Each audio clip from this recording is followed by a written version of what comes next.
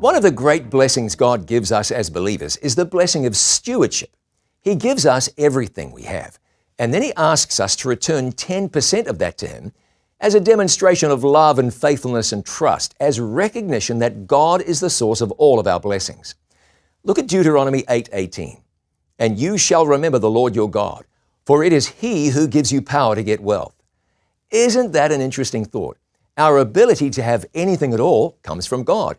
We would have nothing at all if not for the faithfulness of God.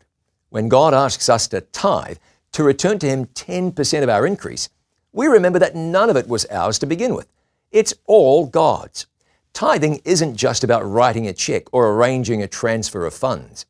What you do with your money is one thing, but what is going on in your heart is reflected in what you do with your money. Tithing is a deeply spiritual act. It's an act of worship. And what you do with that 10% God asks for informs how you relate to the other 90%. When you acknowledge that all of your blessings come from God, when you acknowledge that you're simply a steward, a manager of the blessings that God has given you, tithing reminds you it all comes from Him, and that as stewards of His blessings, we want to be faithful with all that God has given us. And by the way, I know it's a common term and no one means any harm by it, but we don't really pay tithe. You pay a debt, and you pay something to someone who has earned it. We don't pay God. He has not earned our tithe. It's all His anyway.